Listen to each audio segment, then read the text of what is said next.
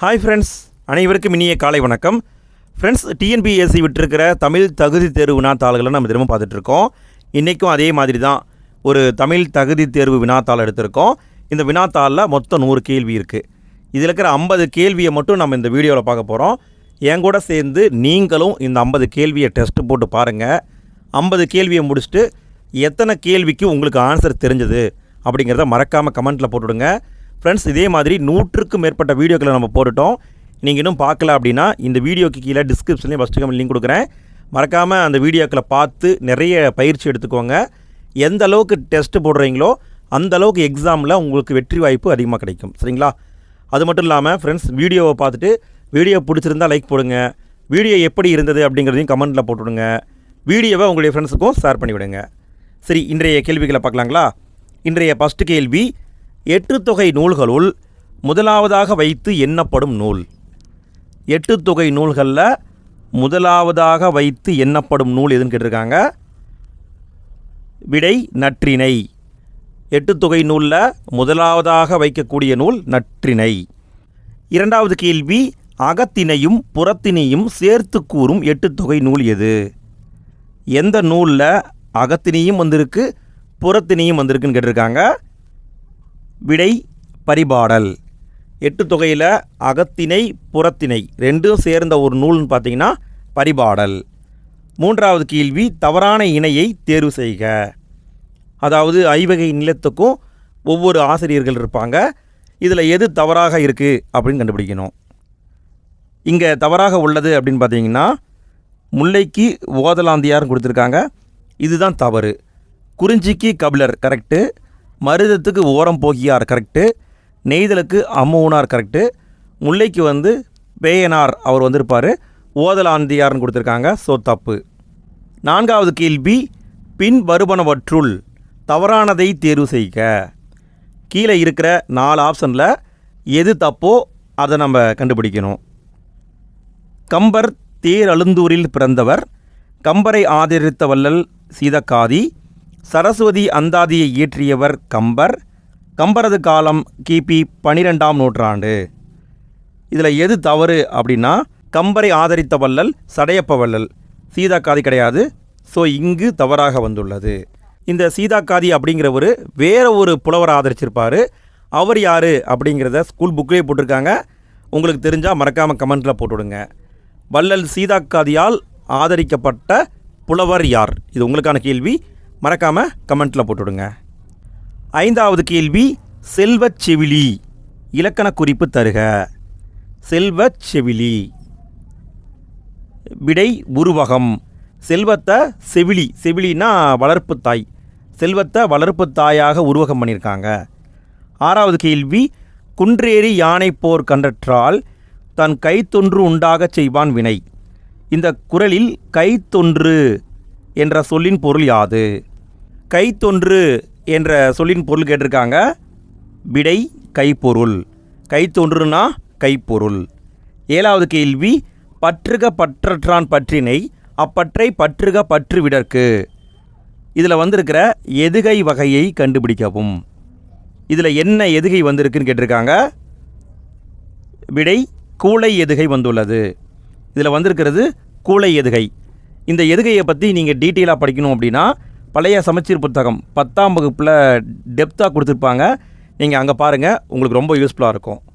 எட்டாவது கேள்வி, அளக்கொண்ட எல்லாம் அளப்போம் இழப்பினும் இந்த அடியில் அமைந்துள்ள எதுகையை தேர்க. இந்த அடியில் வந்திருக்கிற எதுகையை கேட்டிருக்காங்க.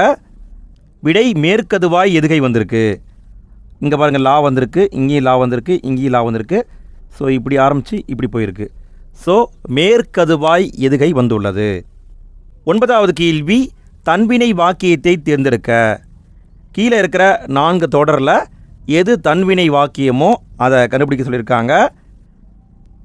விடை பி தான் கரெக்டு. அப்பூதி அடிகள் நான்மறை கற்றார். இதுதான் சரி. இதுதான் தன்வினை வாக்கியம். 10வது கேள்வி, இலக்கண குறிப்பு தருக. கங்கையும் சிந்துவும். இதுக்கான இலக்கண குறிப்பு கேட்டிருக்காங்க. கங்கையும் சிந்துவும். இதுக்கான விடை எண்ணுமைகள். அப்படிங்கிறது வெளிப்படையாக எண்ணக்கூடிய அளவுக்கு வந்திருக்கு. அதனால் இங்கே எண்ணுமை வந்திருக்கு. 11வது கேள்வி, சால தப முதலிய உருசொற்களின் பின் வல்லினம் மிகுமா மிகாதா அப்படின்னு கேட்டிருக்காங்க. விடை மிகும். சால தப முதலிய உரிச்சொற்களின் பின், நல்லா பாருங்கள், உரிச்சொற்களின் பின் வல்லினம் மிகும். 12வது கேள்வி, தாழ் பூந்துரை என்ற சொல்லுக்குரிய இலக்கண குறிப்பு தருக. தாழ் பூந்துரை, இதுக்கான இலக்கண குறிப்பு கேட்டிருக்காங்க. விடை வினைத்தொகை, முக்காலத்துக்கும் வரும். 13வது கேள்வி, பின்வரும் தொடரில் உள்ள நிகழ்கால வினைமுற்றை தேர்வு செய்க. எது நிகழ்கால வினைமுற்றோ அதை கேட்டிருக்காங்க. விடை சீதா ஆன்சர். பழுக்கின்றது என்பது நிகழ்கால வினைமுற்று. பழுத்த பழம் என்பது இறந்த கால வினைமுற்று. பழுக்கும் பழம் என்பது எதிர்கால வினைமுற்று. பழங்கள் பழுத்தன, இது இறந்த காலம். பட் நிகழ்காலம் அப்படின்னு கேட்டிருக்காங்க. ஸோ பழுக்கின்றது என்பது கரெக்டு. 14வது கேள்வி, படி என்ற வேர்ச்சொல்லில் இருந்து வினை எச்சத்தை உருவாக்குக. படி என்பது வேர்ச்சொல், இதிலிருந்து வினை எச்சத்தை உருவாக்கணும். விடை படித்து என்பது சரி. 15வது கேள்வி, கல் என்னும் வேர்ச்சொல்லின் பதம் அறிக. கல் அப்படிங்கிற வேர்ச்சொல்லுடைய பொருள் என்னன்னு கேட்டிருக்காங்க. பதம்னா சொல், பொருள் அப்படிங்கிற அர்த்தம் இருக்குது. விடை கற்றல். 16வது கேள்வி, இயல்பானது, இதிலிருந்து வேர்ச்சொல் அறிக. வேர்ச்சொல்லை கண்டுபிடிக்க சொல்லியிருக்காங்க. விடை இயல்பு என்பது வேர்ச்சொல். 17வது கேள்வி, ஏ என்ற ஓரெழுத்து ஒரு மொழியின் பொருள். ஏ என்ற ஓரெழுத்து ஒரு மொழியின் பொருள் என்னன்னு கேட்டிருக்காங்க. விடை அம்பு. ஏ அப்படின்னா அம்புன்னு அர்த்தம். 18வது கேள்வி, குழலியும் பாடத் தெரியும். தொடரில் உள்ள பிழையை நீக்கி சரியான தொடரை தேர்ந்தெடுக்கவும். சரியான தொடர் என்னவோ அதை கேட்டிருக்காங்க. விடை குழலிக்கு பாடத் தெரியும். இங்கே வரக்கூடாது. 19வது கேள்வி, தமிழ் சொல்லை கண்டறிக. கீழே இருக்கிற 4 சொற்களில் எது சரியான தமிழ் சொல்லோ அதை கண்டுபிடிக்கணும். விடை மணிமுடி என்பது கரெக்டு. இதுதான் தூய தமிழ் சொல். ஈசன் தவறு, குபேரன், அனுமதி எல்லாமே தமிழ் சொல் கிடையாது. 20வது கேள்வி, பொருந்தாத இணையை சுட்டுக. கீழே இருக்கிற 4 சொற்களில் எது பொருந்தாத இணைன்னு கண்டுபிடிக்கணும். விடைன்னு பார்த்தீங்கன்னா குறிஞ்சிக்கு யாமம் கரெக்டு, முல்லைக்கு மாலை கரெக்டு, மருதத்துக்கு நண்பகல் தவறு, நெய்தலுக்கு ஏற்பாடு கரெக்டு. மருதத்துக்கான சிறு பொழுது வைகரை, அதாவது காலை வருங்க. பட் இங்கே நண்பகல் கொடுத்துருக்காங்க, ஸோ தப்பு. 21வது கேள்வி, மிசை எதிர்ச்சொல் காண்க. மிசை என்பதற்கான எதிர்ச்சொல் கேட்டிருக்காங்க. மிசைனா மேலேன்னு அர்த்தம், எதிர்ச்சொல் கீழ், இதான் சரி. 22வது கேள்வி, கலைச்செல்வி கட்டுரை எழுதினாள். இந்த தொடருக்குரிய சரியான எதிர்ச்சொல்லை தருக. எது எதிர்ச்சொல்னு கேட்டிருக்காங்க. இதுக்கான விடை கலைச்செல்வி கட்டுரை எழுதிலல், இதுதான் சரி. எழுதினால் இதுக்கு எதிர்ச்சொல் எழுதிலல். 23வது கேள்வி, வேற்றுமை உருபுகளை பொறுத்த சொல்லியிருக்காங்க. வேற்றுமை உருபு கொடுத்துருக்காங்க, இதை பொறுத்த சொல்லியிருக்காங்க. இதுக்கான விடை அப்படின்னு பார்த்தீங்கன்னா 4ஆம் வேற்றுமை உருபு கு. இது தெரிஞ்சிருந்தால் கூட ஆன்சர் போட்டுடலாம். இங்கே பாருங்கள், ஏ என்பது 4ஆம் வேற்றுமை உருபு, கு என்பது 4. ஏவுக்கு 4 அப்படின்னு பார்த்தீங்கன்னா இங்கே மட்டும்தான் இருக்குது. ஸோ ஈஸியாக ஆன்சர் போட்டுடலாம். எக்ஸாமில் இப்படி ஒன்று தெரிஞ்சு அது ஒன்று தான் ஆப்ஷனில் இருக்குது அப்படின்னா ஆன்சர் போட்டு போயிட்டே இருங்க. அடுத்து இதெல்லாம் உட்காந்து பார்த்துட்டு இருக்காதீங்க, சரிங்களா? இந்த கேள்வியை ஃபுல்லாக படிச்சிங்கன்னா எக்ஸாமில் குழப்பம் வர மாதிரி வரும். பட் இங்கேயே தெரிஞ்சு போச்சு ஏவுக்கு 4 அப்படின்ட்டு. ஏவுக்கு 4 வேறு எதுவுமே இல்லை. ஸோ ஆன்சரை போட்டு போயிட்டே இருக்க வேண்டியதுதான், சரிங்களா? ஸோ நல்லா பார்த்துக்கோங்க. 4ஆம் வேற்றுமை உருபு கு, 5ஆம் வேற்றுமை உருபு இன், 6ஆம் வேற்றுமை உருபு அது, 7ஆம் வேற்றுமை உருபு கண். ஐ ஆள்கு இல்லது கண். நம்ம இதை மனப்பாடம் பண்ணி வச்சுருப்போம். மனப்பாடம் பண்ணவங்களுக்கு பிரச்சனை இல்லை, தெரியாதவங்க ஒரு ஆப்ஷன் வச்சு கூட ஆன்சர் போட்டு போயிருங்க.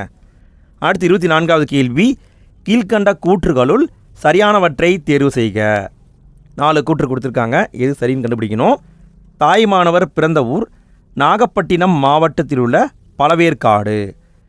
இவரின் காலம் கிபி 18ஆம் நூற்றாண்டு. தாய்மானவர் திருப்பாடல் திரட்டு என்பது இவர் எழுதிய நூல். தாய்மானவர் திருப்பாடல் திரட்டு. திருச்சியை ஆண்ட விஜய ரகுநாத சேதுபதியிடம் கருவூல அலுவலராக பணியாற்றினார். இதில் எது சரின்னு கேட்டிருக்காங்க. விடை 2, 3 சரி. 2, 3 சரி. தாய்மானவரின் காலம் 18ஆம் நூற்றாண்டு.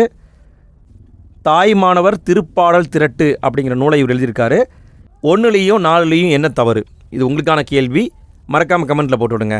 எத்தனை பேர் கரெக்டான ஆன்சர் போடுறீங்கன்னு பார்க்கலாம். இது பழைய சமச்சீர் புத்தகங்க, புதிய சமச்சீர் புத்தகம் கிடையாது. எத்தனை பேர் பழைய சமச்சீர் புத்தகத்தை படிச்சிருக்கீங்கன்னு பார்க்கலாம். அடுத்து 25வது கேள்வி. தாய்மானவர் ஆற்றிய பணி. இங்கேயே கொடுத்துட்டாங்க பாருங்கள். இந்த கேள்வியை படிச்சுட்டு கூட அங்கே ஆன்சர் போட்டுடலாம்.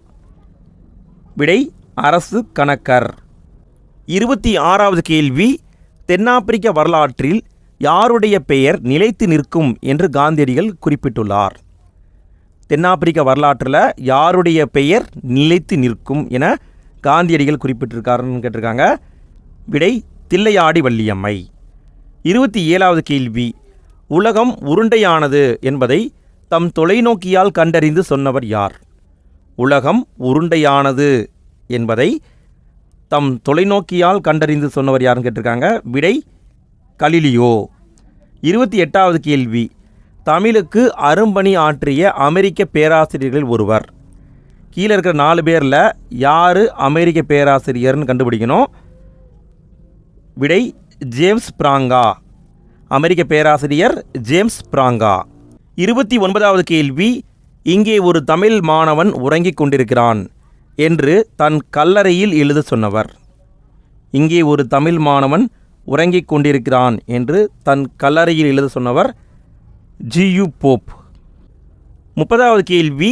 வீருடை செம்மொழி தமிழ்மொழி உலகம் வேரூன்றிய நாள் முதல் உயிர்மொழி என்று தமிழின் பெருமையை பறைசாற்றியவர் யார்? தமிழின் பெருமையை பறைசாற்றியவர் யார்? விடை பாவலரேறு பெருஞ்சித்திரனார். 31வது கேள்வி. துரை மாணிக்கம் என்பது இவரின் இயற்பெயராகும். துரை மாணிக்கம் என்பது யாருடைய இயற்பெயராகும்னு கேட்டிருக்காங்க. விடை பெருஞ்சித்திரனார். பாவலரேறு பெருஞ்சித்திரனாருடைய இயற்பெயர் தான் துரை மாணிக்கம். 32வது கேள்வி. திராவிட மொழிகளின் ஆய்வுக்கு பங்களிப்பு செய்தவர்களில் குறிப்பிடத்தக்கவர் யார்? திராவிட மொழிகளின் ஆய்வுக்கு பங்களிப்பு செய்தவர்களில் குறிப்பிடத்தக்கவர் தேப்போ மீனாட்சி சுந்தரனார். 33வது கேள்வி. பரிதிமாற் கலைஞர் நடத்தி வந்த ஞானபோதினி என்னும் இதழை தொடங்கி வைத்தவர் யார்? தொடங்கி வைத்தவர் வேற ஒருத்தர், நடத்தினது பரிதிமாற் கலைஞர். விடை மூசி பூர்ணலிங்கம். ஞானபோதினி என்ற இதழை தொடங்கி வைத்தவர் மூசி பூர்ணலிங்கம். 34வது கேள்வி.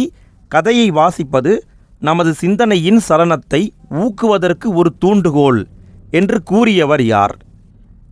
கதையை வாசிப்பது நமது சிந்தனையின் சலனத்தை ஊக்குவதற்கு ஒரு தூண்டுகோல், இப்படி சொன்னவர் யாருன்னு கேட்டிருக்காங்க. விடை புதுமை பித்தன். 35வது கேள்வி. தொல்காப்பியத்தில் நாடக பாங்கிலான உணர்வுகளுக்கு இலக்கணம் வகுத்த இயல். தொல்காப்பியத்தில் நாடக பாங்கிலான உணர்வுக்கு இலக்கணம் வகுத்த இயல் மெய்ப்பாட்டியல். மெய்ப்பாட்டியலில் தான் நாடக பாங்கிலான உணர்வுக்கு இலக்கணம் வகுத்திருக்காங்க. 36வது கேள்வி. பண்ணோடு கலந்தும் தாளத்தோடு கூடியும் பாடும் கலை எது? பண்ணோடு கலந்தும் தாளத்தோடு கூடியும் பாடும் கலை எது? விடை இசைக்கலை. 37வது கேள்வி.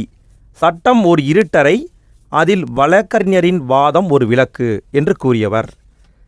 சட்டம் ஒரு இருட்டறை, அதில் வழக்கறிஞரின் வாதம் ஒரு விளக்கு என்று கூறியவர் அறிஞர் அண்ணா. 38வது கேள்வி.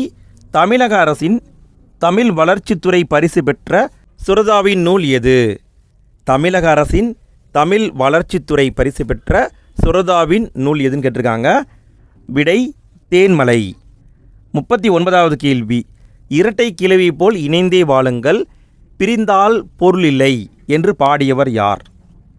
இரட்டை கிளவி போல் இணைந்தே வாழுங்கள், பிரிந்தால் பொருளில்லை என்று பாடியவர் யார்? விடை ஓமை கவிஞர் சுரதா. 40வது கேள்வி. பாரதிதாசனார் இயற்றிய நாடக நூல் எது? பாரதிதாசனார் இயற்றிய நாடக நூல் எதுன்னு கேட்டிருக்காங்க. விடை பிசிராந்தியார் அப்படிங்கிற நாடகம்.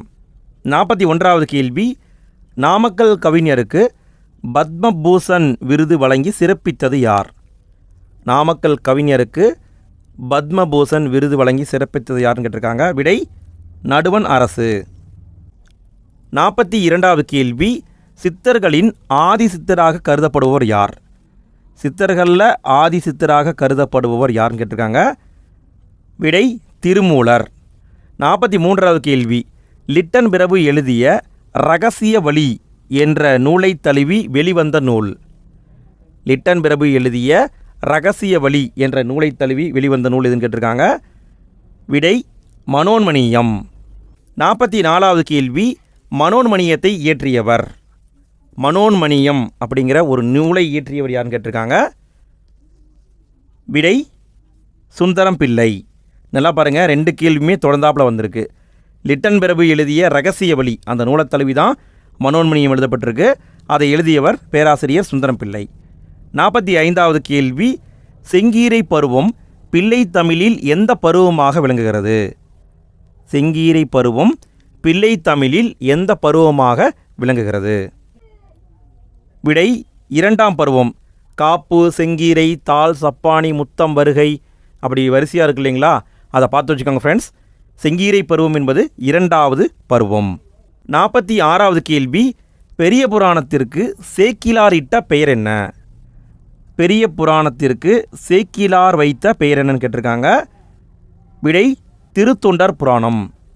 பெரிய புராணம் நம்ம அழைக்கிறோம், ஆனால் அதுக்கு அசல் பேர் பார்த்தீங்கன்னா திருத்தொண்டர் புராணம். 47வது கேள்வி, சுந்தரம் பிள்ளையை போற்றும் முகமாக தமிழக அரசு நிறுவியது யாது? தமிழக அரசு என்ன பண்ணாங்கன்னு கேட்டிருக்காங்க. விடை பேராசிரியர் மனோன்மணியம் சுந்தரனார் பல்கலைக்கழகத்தை உருவாக்கியிருக்காங்க. 48வது கேள்வி, பொருள் அறிந்து பொறுத்துக. தடக்கர், எண்கு, வல் உகிர், தெரிசனம் இதை கொடுத்துட்டு பொறுத்து சொல்லியிருக்காங்க. இதுக்கான விடைன்னு பார்த்தீங்கன்னா தடக்கர் அப்படின்னா பெரிய யானைன்னு அர்த்தம். இங்கே ஆப்ஷனில் பார்த்தீங்கன்னா ஏ வந்து தடக்கர், 3 வந்து பெரிய யானை. இங்கே பார்த்தீங்கன்னா ஏவுக்கு 3 இங்கே தான் இருக்குது. ஸோ இதை வச்சு கூட ஆன்சர் போட்டுடலாம். இருந்தாலும் மற்றதையும் பார்த்து வச்சுக்கோங்க. எண்கு அப்படின்னா கரடி, வல் உகிர் அப்படின்னா கூர்மையான நகம், தெரிசனம் அப்படின்னா காட்சி. அப்போ ஏ தான் ஆன்சர். 49வது கேள்வியை பார்க்குறதுக்கு முன்னால் ஃப்ரெண்ட்ஸ், வீடியோவுக்கு லைக் போடாத நண்பர்கள் வீடியோவுக்கு லைக் போட்டுருங்க. இந்த 50 கேள்வியில் உங்களுக்கு எத்தனை கேள்விக்கு ஆன்சர் தெரிஞ்சது அப்படிங்கிறதையும் மறக்காமல் கமெண்ட்டில் போட்டு விடுங்க. 49வது கேள்வி, குண்டலகேசியின் கதை தலைவி குண்டலகேசி, அவளின் வேறு பெயர்? குண்டலகேசிக்கு வேறு ஒரு பெயர் இருக்குது, அது என்னன்னு கேட்டிருக்காங்க. விடை பத்தரை. குண்டலகேசியுடைய வேறு பெயர் பத்தரை. 50வது கேள்வி, கவுந்தி அடிகள் எந்த மதத்தை சார்ந்த துறவி? கவுந்தி அடிகள்னு ஒருத்தருங்க இருந்தாங்க, சிலப்பதிகாரத்தில் வருவாங்க. இவங்க எந்த மதத்தை சார்ந்த துறவின்னு கேட்டிருக்காங்க. விடை சமணத்துறவி. ஃப்ரெண்ட்ஸ், இந்த வீடியோவில் 50 கேள்வியை பார்த்துட்டோம். இதோட இன்றைக்கி இந்த வீடியோவில் போதும்.